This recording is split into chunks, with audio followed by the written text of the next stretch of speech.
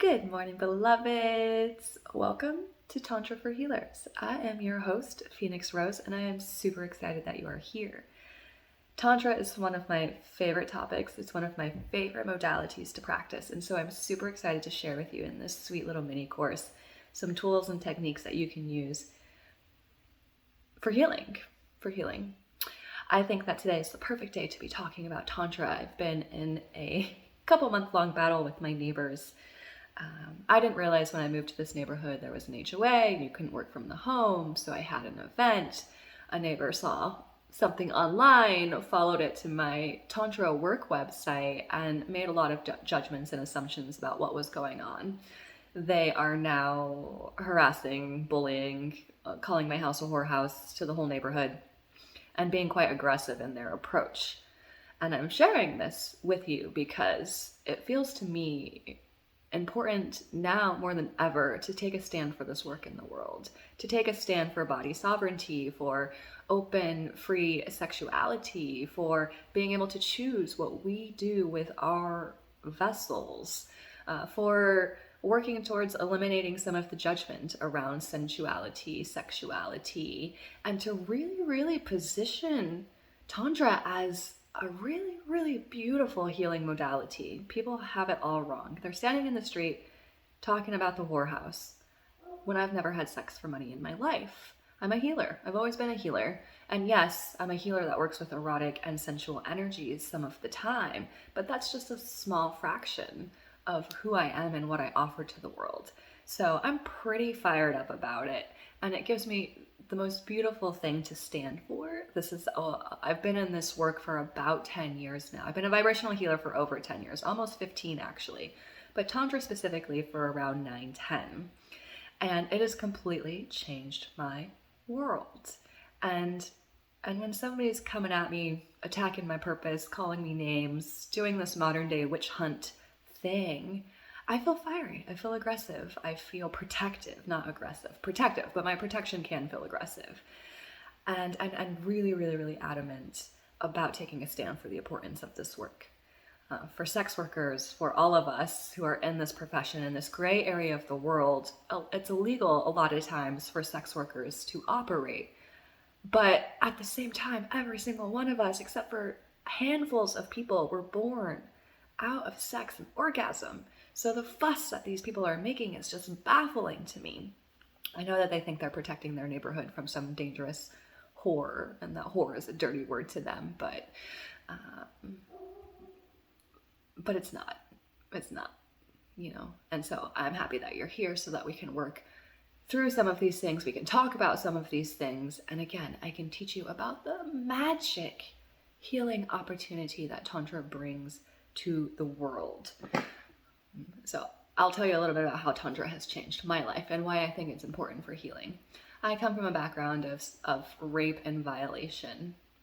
These people are doing a lot of energetic violation right now, but I come from a background of physical violation. It felt like I was a vibrational match to sex or molestation until I was around 26 years old. That was karma coming from another lifetime. I'm a mystical practitioner. Sometimes I go really far out there because I love the mystical, and I have a lot of transcendental mystical experiences between worlds and with other lifetimes, and so I love to share and talk about. But yes, I had a lifetime that was filled with rape and violation. I carried some of that trauma into this lifetime, and so I attracted it over and over and over again until I was able to repair that karma and heal, and it no longer occurred anymore. So Tantra was this beautiful outlet for helping me become more empowered over my body, my choice, my yes and my no, and have body sovereignty. I got to be in charge, I got to direct people, and I got to teach them how to interact with a woman like me in a sacred, respectful, honorable way. And that's huge for many women. Their no gets frozen, their no gets overridden. For many people, actually, it's not just women. And so Tantra for me was a beautiful way to take a stand for myself and to teach somebody a new way of interacting with a super sensitive human like me. So yeah, as you're coming on, I would love to know where you're at in the world and your experience with Tantra, if you feel open to sharing that. I'm going to try and keep these videos pretty succinct so that we just have little digestible chunks every day, and we're going to be building one upon the other. So today's topic is Tantra for clearing and vibrational upgrades. And I'm going to teach you some of the foundations that I use in my session work so that we can grow upon that as we move forward day by day. And we have some cool stuff coming up for you. Tomorrow we'll be talking about energy healing or tantric energy healing, and I'll teach you a technique for healing and repairing your own energy system. This is a lot of fun for me. Again, I'm so happy you're here. Thanks for tuning in. Okay, so I'm going to talk about energetic anatomy. We have the physical anatomy. Most of us are familiar with this. We can see that, but there's also this energetic anatomy. It's unseen to the untrained eye. It is possible to train your eye to see it. I can see it. It took me a long time to see it, but I can see it because all of our psychic and intuitive abilities can be developed and enhanced if we choose to practice them. So energetic anatomy, the anatomy of the energy body. Today we're going to be talking about the chakras, the energy centers, a piece of energetic anatomy called the central channel. We're going to be talking about the auric field. And we're going to be doing a little practice to clear and open the chakras using breath. This is a tantric practice. Tantra includes movement, breath, sound, awareness, intention. These are some of the principles of Tantra. The word Tantra means to weave. A lot of people say that Tantra is a non-duality, non-polarity path, but at the same time, it's inclusive of everything. There is no one way to practice Tantra. There's no standardization of it. So every practitioner practices in their own way. I happen to use Tantra as a healing modality because I'm a healer. Another person might use it for something totally different. For me, it fosters connection, intimacy, self-awareness, awareness of other, love. It can restore the energy body. It can heal trauma. It can heal and eliminate symptoms of pain, right? There's so many things that can occur. It can create transcendental experiences. A transcendental experience is an experience that's beyond the normal. It's mystical. It's unexplainable in some ways, and it's beyond this world. I love transcendental experiences. Highly recommend. And again, a transcendental experience, you can train yourself to activate them, but they really are spontaneous and involuntary. It just happens because it's a part of your path or your awakening. You did strong substances, whatever it is. Yeah, these are some of the reasons why I love Tantra. In my own body, it's restored and repaired a lot of trauma. Again, I came in with that sexual trauma. That was pretty gnarly. I have a lot of abandonment. I've had a lot of abandonment, wounding, relational issues, things of that nature. Tantra has been a really great place for me to restore, be with, repair some of these constructs that I'm holding in my own energy body. Many ways to play in Tantra, and I'm just going to give you a few. There's so many different things that you can do here. And if you're interested in learning them, we can go deeper. There's other ways to go deeper, but this is a mini course. This is just a cheap little taster of what's possible in the world of tantric healing. Great. Well, let's talk about the chakras. The chakra is a Sanskrit word, and it means wheel of light. And there's 7 of them correlated to the physical body, and it's how energy gets into the body and goes out of the body. It's how we communicate with the world around. Each one has a specific consciousness associated with it and is connected to a different part of the body. So when we're doing Tantra, we want to open and balance these energy centers for optimal health, vitality, connection to occur. If you're experiencing symptoms, physical, mental, emotional, spiritual symptoms, it could indicate something going on in your chakra system. So if you take the time to tune in, to feel yourself, to open them back up, things can get flowing again. I see healing as the restoration of the energy body's original movement. So our energy, when it's in its natural free state, is moving. It's sparkly, it's alive, it is not still. But trauma comes into that river of flow and acts like these little rocks. And so things are flowing, but it's hitting all this stuff in the way. And that's where we begin to get symptoms from. So healing is the process of integrating, touching these frozen, numb parts, trauma parts, and restoring them back to the river of the flow. So this happens over and over again, and we become more available and more alive. So that is how I view healing, the restoration of the body's original movement, the soul's original movement. And unfortunately, we're living in a very traumatized, fractured world. So we're all incarnating into a trauma field. Some people have less, some people have more. Actually, I'm really curious about this. I've been doing this relational research question lately and asking people, what has been your percentage in life as a totality between easy and flowing and challenging and difficult? So what's your percentage? Mine is 80% hard, 80% challenge, 20% flow and ease. I've had to navigate a lot of material in this lifetime as a healer. That's part of my purpose. So I'm curious your percentage. Oh, 70 easy, 30 hard. Lucky you. My cousin was 95% easy, 5% challenge. I was like, next lifetime. Has not been my experience in this lifetime. My dad was 50-50. So I'm curious what your percentage is. Yeah. All right. We got another 80-20 with me. 50-50. Cool. 60-40. Thank you so much for sharing these. Yeah, I like doing relational research. So I like asking these questions and seeing where everybody's at, because I only know 100% what's going on in my own experience. And so I love it when you share what's going on in yours. All right, back to the chakras.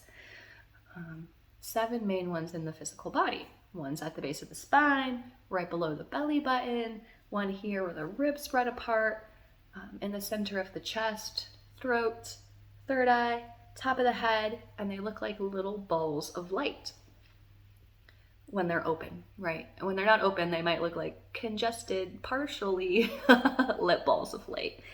So the more we do Tantra, the more we can feel into the subtle world of energy and frequency. We are all entirely composed up of energy. Einstein proved it. E equals mc squared.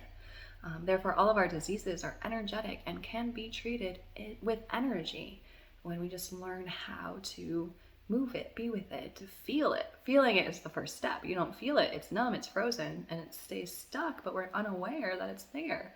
We cannot feel numbness. That's the whole point of numbness. So we're going to be doing, again, a practice to open the energy centers with breath in a little bit. Just wanted to bring your awareness to these 7 wheels of light. The next topic we're going to talk about is called the central channel, or the Hara line in Eastern traditions. It is a center meridian of energy that starts 2 feet above the head, follows the spine through the center of the body, and connects down into the earth. This is a structured energy in your system. It is how life force energy flows into the body. It's how we eat, basically, energy. And it's where all of those energy centers connect into. This line can be shifted out of place. It can be crooked. It can be straight in some areas, but not in others. And it's important that we tune in and we practice, getting our energetic anatomy to sit in its right natural place. I want you to close your eyes, and I want you to take some moments to feel in to your central channel. Notice what's happening there. Is it in a straight line? Is it crooked? Can you flow light all the way through it, or does it slow down or get stuck somewhere? So simply noticing what's happening in your central channel. I've done a lot of central channel work over the last 10 years. When I first started, it felt like it was spinning in a circle. It's not natural. Today, it's sitting pretty good. Light can flow all the way through it. So I'm curious what you're noticing in your central channel. And as you close your eyes and tune in, are you able to invite it to come back into a more straight line, or does it resist you? Is it not ready? Sometimes we have to go through a life process of reconnecting to our body to get the energetic anatomy to move. If it's not in the right place, it's simply showing us there's some material here to explore. So you might have some material to explore. I certainly have throughout the years. So yeah, tuning in. And softly inviting it into a straight line. You can use your hands. I love to have one hand pointing up, one hand pointing down, to sort of guide it into the right place. This can be a great way to help you feel it if you don't really feel it so strongly right now. Yeah, all sorts of ways. You can use a crystal. See if I have one nearby. My vacuum cleaner moves them. I do not. You can use a piece of selenite and just hold it, and it will help that hara line come into alignment. Oh, yeah. Share with me what's going on with your central channel. Yeah. Connect it up top, not at the bottom. It slows down in the heart. Feels crooked. I can't feel it. Yeah. Not being able to feel something is something, right? That is just showing us where our system is at. Again, there might be numbness there might be trauma. You haven't been practicing your third eye muscle. There could be many things occurring that inhibit the ability to feel and sense. But again, the more you train, the more you practice this energy instrument, the easier it gets to perceive. But some people spend all day practicing the guitar or the violin, and they get really good at that instrument, but they don't practice their energy body. So it's a little choppy for them until they practice. And I practice energy body all the time, so it's smooth and easy for me. But I don't practice the violin all the time, so it kind of sounds, wonky. This is just an instrument that we're learning to play. Yeah, so thanks for sharing those little tidbits about the central channel. Great. The next thing I want to talk about is the auric field. So this is your container for energy. There are 3 pillars of healing. One is called space. This is space. It's all around. It's the space you give yourself to sit with yourself. It's taking time to integrate and digest. It is literal space. The next one is energy, right? Energy is that movement. It's that aliveness. And the 3rd pillar is structure, the container. So the auric field acts as that structure, that container for the energy inside the system to do its thing. The hara line is also a structured line of energy. Poof, that's the center channel, the connection to the divine, the connection to the earth. So an auric field, a normal healthy auric field ought to be an arm's length around the body in all directions. It's about 2 feet in all directions, front, back, side, top, bottom, 2 feet. And right, some people are really big. They're way bigger than that. And some people have their energy field really tucked in or close to their body. So while you're sitting here, I want you to get a sense of where yours is at. Does it feel really big and diffuse? Does it feel small? Does it feel circular? Does it feel jagged? Yeah, get a sense of what's happening in your auric space right now. I like to see the auric field. I like to use the analogy of a fishing net. Some people have this really tightly woven fishing net, usually the people that are close in, and not a lot of information is getting in or out. Not a lot of energy is getting in or out. So these people tend to feel and sense less, but they can be very driven and excel because the world is not impacting their movements because they're tightly woven. They're boundaried. Whereas some people have like a really loosely woven fishing net. This is me a lot of the time, or used to be. And a lot's getting in or out. And this is, people can be really empathic. They have to process their feelings before taking a step in the morning. A lot's getting in and out. Empaths, right? Psychic people. Your field has to be a little more loosely woven in order to access the psychic and spiritual information of another. Again, ideally, we're a sweet spot in the middle. We're not too far out. We're not too close in. We're not too tight, and we're not too open. And we can learn to adjust our auric field accordingly. For instance, if I go out into nature, I can let my field loves to be 30 feet big. I have a big energy. I can just let my field go because it's just trees and nature around me, or rocks, things like that. Things that have a really resonant frequency is what I'm saying. We are all nature. But the outdoors nature, when I'm going to a concert, which I don't do that much anymore, but they're too much for me. But when I go to a concert, I'm going to tuck my energy field in. I'm going to create a tight little container for me so that I'm not getting overwhelmed and overstimulated by everyone around me. Again, I'm highly sensitive. I feel so much. So I have ways of operating that help me in certain situations. Okay, so where's your auric field at? Is it big? Small? Let me know in the comments. Yeah, really big, can't feel the edges, a foot off the body, yeah, more contained, smooth in part, not in the other. Yeah, thank you for these. I appreciate it. Right, so now what I want you to do, again, closing your eyes, still connecting to that auric field, I want you to either pull in your energy field so it's 2 feet around you, or push it out. Just try it. You don't have to leave it there. Try forming your energy field 2 feet around you in all directions. All you have to do is visualize it moving, and it will. Notice what it's like to be 2 feet in all directions.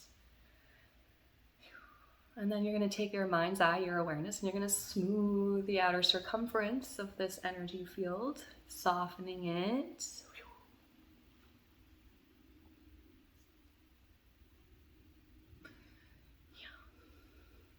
Yeah. And just creating that nice energetic container for some deeper work here, moving forward. Yeah. And just notice what it's like to have a smooth, adjusted energy field. Take as much time here as you need, and if you're finished, you can open your eyes. Right? So these 3 pieces of energetic anatomy: the chakras, the central channel, the auric field. Ideally, we want them all to be healthy, vibrant, clear, strong, in the right place. You can connect with each one of them individually at different times. You can do a whole practice with all 3 of them. And again, there's more pieces of energetic anatomy. These are just the ones we're talking about today. I could go on and on, but again, bite-sized, bite-sized chunks. Okay, great. We're going to do our chakra clearing breath practice. Many ways to open, clear, balance the chakras. I've been loving breath in the last couple of weeks, so we're going to use breath. And this is a very simple practice. All you're doing is inhaling into each energy center and holding your breath once you inhale. So like you would inhale into the root, which you don't inhale very far, right? You're breathing from the base of your spine. So inhale into the root, exhale. And you can hold for as little or as long as you want. And for this practice, we're going to do about 10 breaths in each one before we move on to the next. But you get to stay as long or as little as you want, depending on how open or not your energy is when you do this practice. And I'll guide you up the body. And then we're just going to move to the sacral, the low belly after that, inhaling into the sacral chakra. And I'm squeezing my root at the top. You don't really have to. Again, many ways to play. But you can give that little root lock at the top of the breath and then release it as you exhale. Now we're just going to move up the energy system in this way. So you can close your eyes for this so you can really be in connection with the energy. You can open your eyes to see where my hands are if that supports you. But yes, let us do this practice. So starting with the root, doing those 10 breaths, inhaling, exhaling, inhaling, hold, exhale. And again, going as fast or as slow as you want.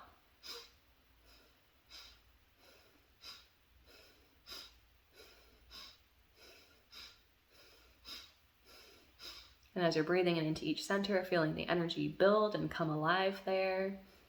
Now we're going to move up to that sacral chakra right below the belly button. So inhaling into there.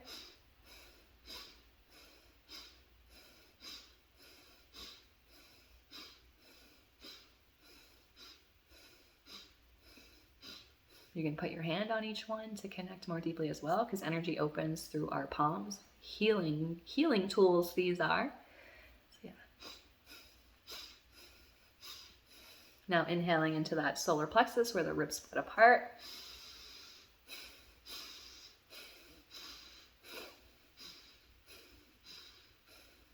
I'm doing in through the nose and out through the nose. You can do that breath. You can do in through the nose, out through the mouth, in through the mouth, out through the mouth. It doesn't really matter here.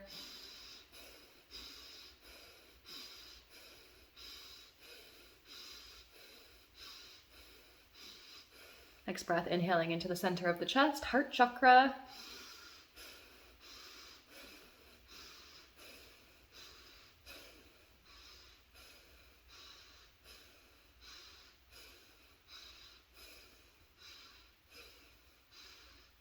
Now inhaling into the throat, a little bit higher from the base.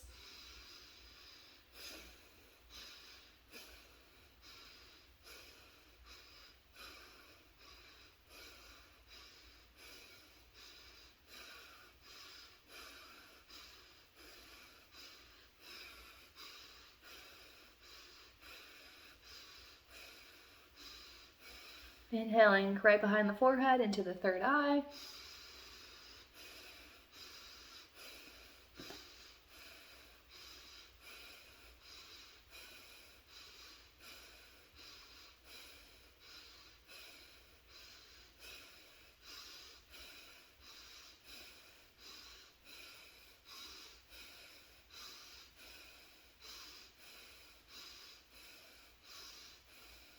Now to the top of the head.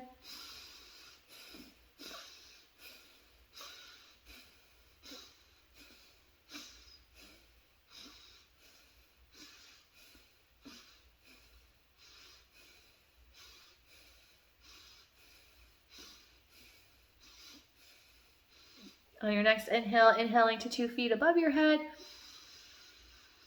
Exhaling to 2 feet below your bottom, your base. 2 more breaths like that. Inhaling up the central channel to 2 feet above your head. Exhaling down the central channel to 2 feet beneath your base. And 1 more breath like that. Inhaling up. Exhaling all the way back down. And just took a moment to feel into sensations in your body. Notice what's changed, if anything. I certainly feel more sunshiny, bright, kind of bubbly. And if you want to type in the chats what you're noticing, I would love to see how this practice, again, this was short and sweet. You could do it for as long or as little as you need, but I wanted to just show you how to open these energy centers. Super quick, super simple. Bringing oxygen into your field as well, which supercharges everything. But yeah, open and clear. Tingles, can't feel much change. Again, that's our part of the journey. Super expanded. I feel love, bubbly. Yes, thank you for all of these things.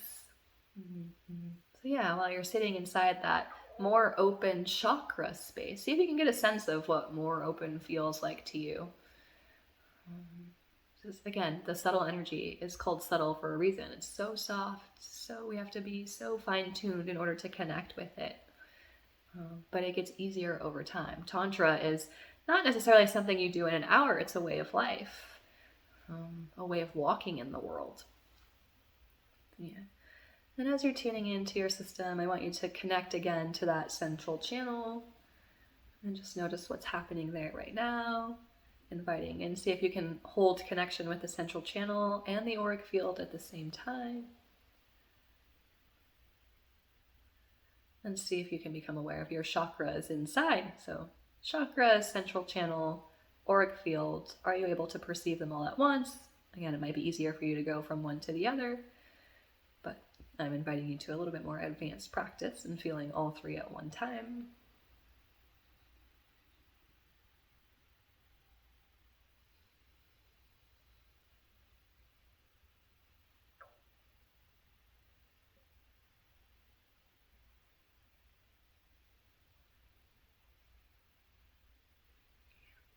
Yeah. These are the pieces of the energetic anatomy we're going to talk about today, and we're going to use them again moving forward.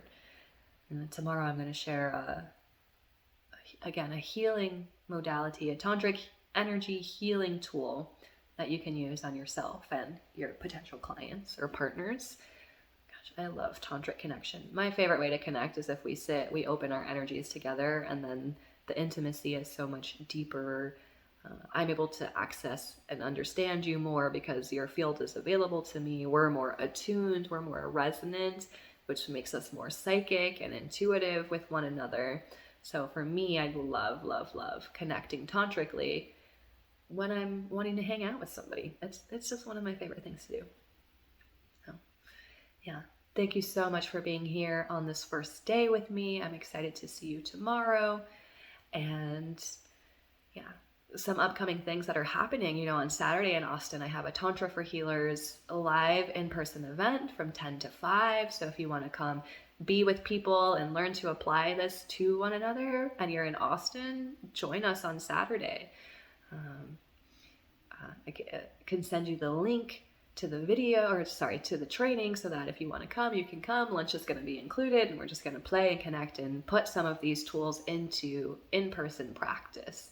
Beyond that, if you wanted to take this deeper to learn how to become a tantric healer, to give tantric session work, I have a training coming up in May called Red. It is a 3-day immersion where I teach how to do a tantra session from start to finish. This particular training, Red, is a sensual or a sexual tantra training, so it includes the full body. It includes learning about sexual and erotic healing. The one on Saturday does not. That's a very white tantra, soft, no erotic techniques. But Red is 3 days of working with the physical, energetic, emotional, and erotic energies as a healing tool. So again, you'll learn how to do a session from start to finish. It's one of my favorite 3 days because it's so juicy and saucy.